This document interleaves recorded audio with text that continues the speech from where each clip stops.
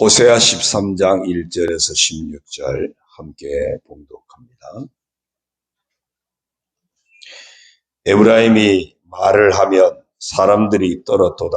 그가 이스라엘 중에서 자기를 높이더니 바알로 말미암아 범죄함으로 망하였거늘 이제도 그들은 더욱 범죄하여 그 은으로 자기를 위하여 우상을 부어 만들되 자기의 정교함을 따라 우상을 만들었으며 그것은 다 은장색이 만든 것이거늘 그들은 그것에 대하여 말하기를 제사를 드리는 자는 송아지와 입을 맞출 것이라 하도다. 이러므로 그들은 아침 구름 같으며 쉬 사라지는 이슬 같으며 타작마당에서 광풍에 날리는 쭉정이 같으며 굴뚝에서 나가는 연기 같으리라. 그러나 애굽 땅에 있을 때부터 나는 네 하나님 여호와라. 나밖에 네가 다른 신을 알지 말 것이라. 나 외에는 구원자가 없느니라.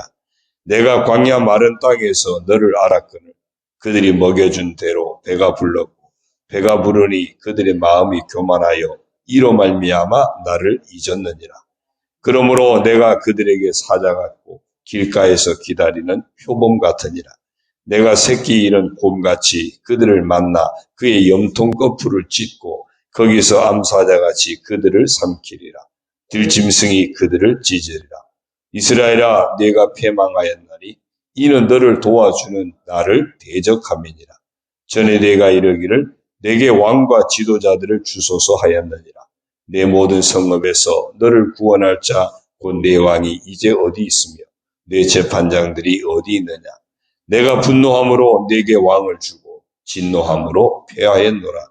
에브라임의 불의가 봉함되었고 그 죄가 저장되었나니 해산하는 여인의 어려움이 그에게 임하리라.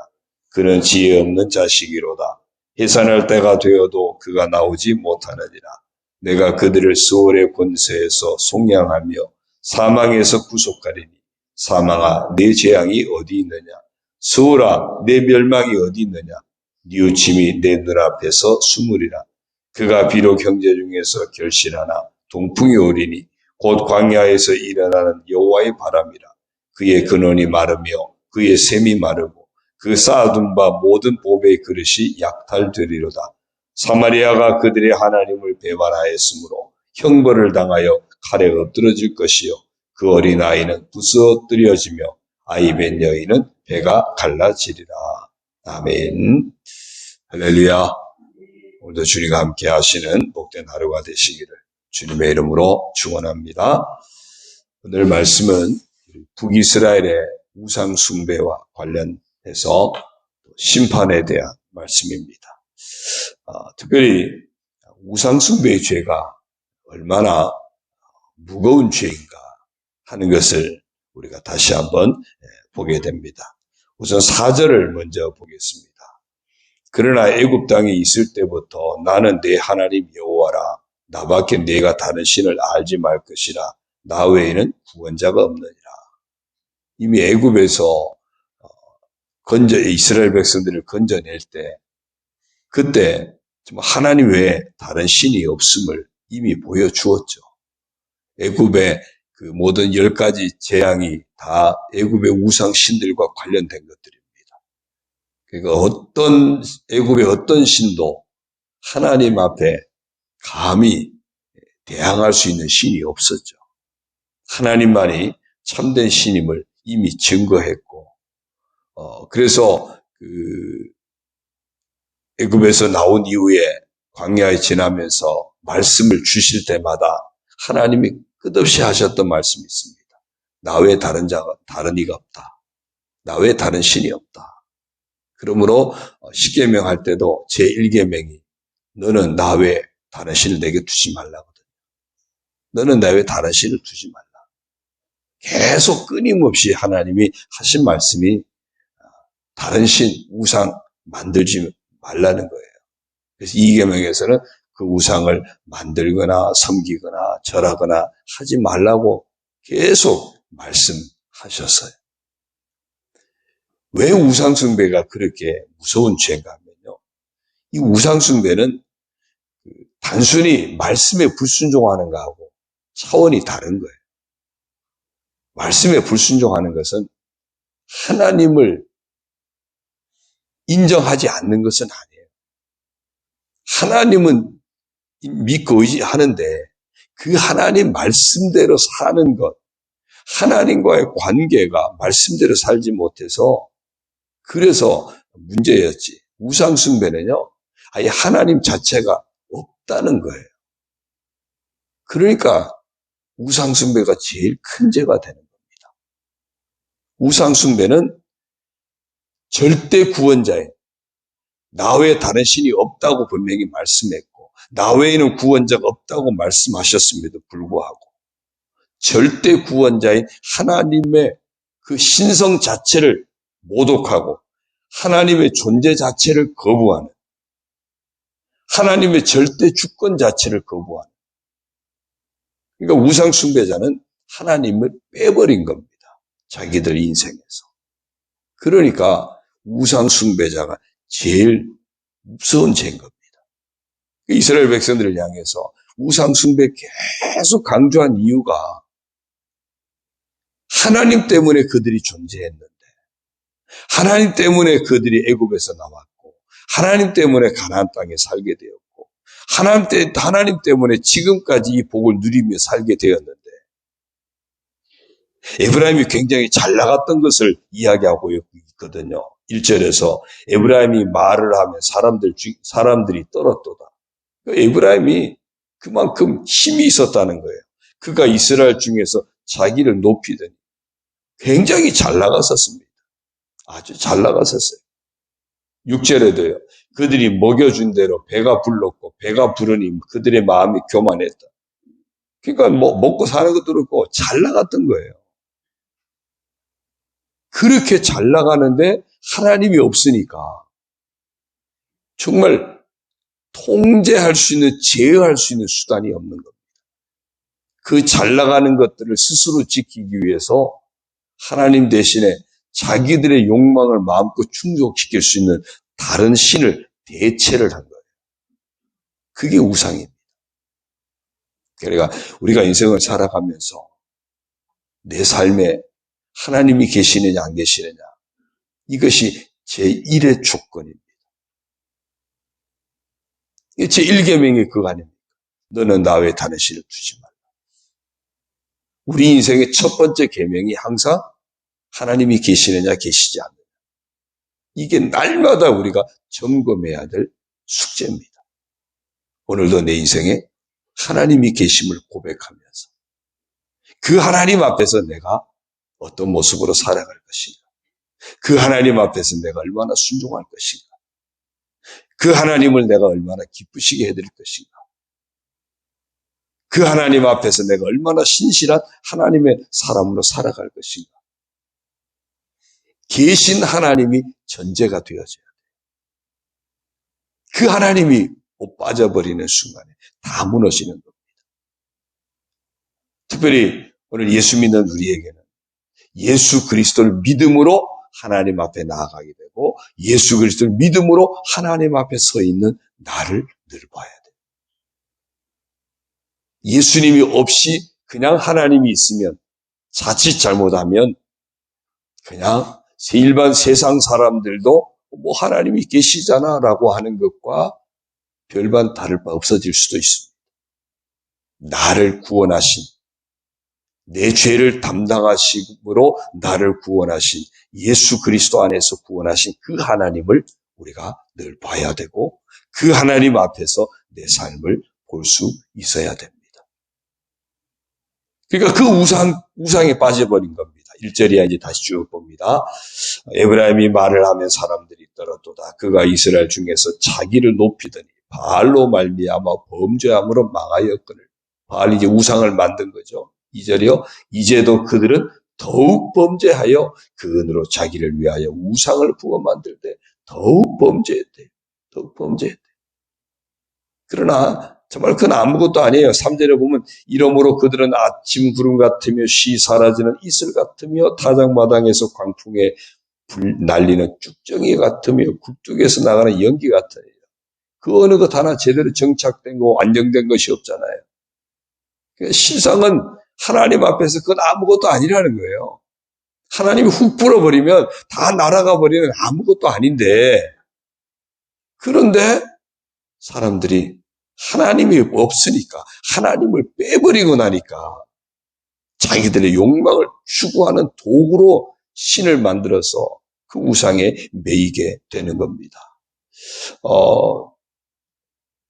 5절이요. 내가 광야 마른 땅에서 너를 알았거늘 그들이 먹여준 대로 배가 불렀고 배가 부르니 그들의 마음이 교만하여 이로 말미암아 나를 잊었느니라. 그러므로 내가 그들에게 사자 같고 길가에서 기다리는 표범 같으니라. 내가 새끼 잃은 곰같이 그들을 만나 그의 염통 거풀을 찢고 거기서 암사자같이 그들을 삼키리라. 들짐승이 그들을 찢으리라. 하나님이 심판하시면 마치 무서운 맹수가, 사나운 맹수가 먹잇감을 그냥 자비 없이 마음껏 찢고 하듯이 그렇게 된다는 거예요. 그만큼 정신 차리라 그 이야기죠. 9절이요. 이스라엘아 내가 패망하였나니 이는 너를 도와주는 나를 대적함이니라. 나 외에 다른 신이 없느니라 그랬는데 그런 하나님을 대적한 거예요. 그런 하나님을 그런 인생에서 빼버린 겁니다. 11절요. 내가 분노함으로 내게 왕을 주고 진노함으로 패하노라. 에브라임의 불의가 봉함되었고 그 죄가 저장되었나니 하나님의 왕됨을 거부하고 사람 왕을 구하고 그리고 심지어는 우상까지 만들어서 자기들이 의지할 대상으로 만드니까 그 죄가 가득한데 그 죄가 봉함되었다, 저장되었다 그랬습니다. 봉함된 것은 어느 순간에 뚜껑이 열리면은 다 나타나는 거죠. 저장된 것, 없어진 게 아닙니다. 그 죄가 차곡차곡 쌓이는 거예요. 쌓여서 어느 순간에 그 죄가 폭발하는 겁니다. 그러면 죄의 삭은 사망이에요. 심판의 역사가 강력하게 일어나면 감당할 수 없게 되어지는 겁니다. 15절이요. 그가 비록 형제 중에서 결식하나 동풍이 오리니 곧 광야에서 일어나는 여호와의 바람이라. 그의 근원이 마르며 그의 샘이 마르고 그 쌓아둔 바 모든 보배의 그릇이 약탈되리로다. 사마리아가 그들의 하나님을 배반하였으므로 형벌을 당하여 칼에 엎드러질 것이요 그 어린아이는 부스러뜨려지며 아이벤 여인은 배가 갈라지리라. 아주 엄청난 심판의 회오리 바람이 몰아칠 것을 말씀합니다. 자, 그런데 이런 심판의 말씀이 선포되는 가운데서도요. 여전히 하나님은 사랑의 하나님, 자비의 하나님. 하나님을 빼버린 그들의 인생에게 너희들이 하나님 없이 살 수 있나? 그걸 보여주기 위해서 심판의 회오리 바람이 막 몰아쳤는데 그렇게 하면서 하나님은 원래 하나님의 자리를 찾기를 원하세요. 하나님의 형상대로 지음받은 인생이 그 창조주 하나님을 빼버리니까 야, 내가 없이 너희들은 안 돼. 이게 심판이에요. 징계예요. 이 징계와 심판의 과정을 통해서 사람들로 하여금 맞습니다. 하나님이 안 계시면 안 됩니다. 하나님이 제게 오셔야 됩니다. 이 회복의 과정을 하나님은 원하세요. 그러기 위해서 심판을 통해서 징계를 하시지만 궁극적으로는 하나님이 이들에게 자비를 베풀고 싶어 하세요. 용서하고 싶어 하세요. 하나님의 백성으로 다시 축복하고 싶어 하신다는 겁니다. 그게 14절 말씀이 중간에 마치 끼어들듯이 14절 말씀이 들어와 있습니다. 우리 14절 말씀 같이 읽겠습니다. 시작. 내가 그들을 수월의 권세에서 속량하며 사망에서 구속하리니 사망아 내 재앙이 어디 있느냐 수월아 내 멸망이 어디 있느냐 뉘우침이 내 눈앞에서 숨으리라. 아멘. 수월의 권세, 우리를 심판에 빠뜨린 그런 그냥 쉽게 표현하면 지옥이라고 표현해도 좋습니다. 사망, 수월 다 같은 의미예요. 그런데 그게 다 어디 있느냐? 속량하겠다, 구속하겠다 말씀이에요. 값을 지불하고 다시 건져내겠다. 회복시켜 주시는 것이 하나님의 은혜고 자비하심. 그게 우리를 향하신 하나님의 사랑입니다. 심판 중에도 드러나는 하나님의 자비. 결국 하나님은 끝없이 나는 너희들을 용서하고 싶다. 나는 너희들을 여전히 내 자녀로 품고 내 자녀로 너희들을 여전히 사랑하고 싶다. 하나님은요, 우리를 향해서 끝없이 사랑을 고백하는 거예요. 내가 너를 이렇게 사랑한단다. 나는 너를 포기할 수 없단다. 우리가 오늘 하루 살아가시면서도 정말 우리 인생에 하나님이 예수 그리스도 안에서 내 앞에 언제나 하나님이 계신지 늘 점검하시고, 혹시 하나님 없이 살아가려고 하는 모습이 있다면 신속히 회개하고 예수 그리스도 안에서 다시 하나님 모시고, 제게는 하나님밖에 없습니다. 하나님 앞에서 제가 신실함을 잃지 않게 해주십시오. 하나님 말씀 앞에 늘 순종하는 하나님의 백성으로 살아가게 해주십시오.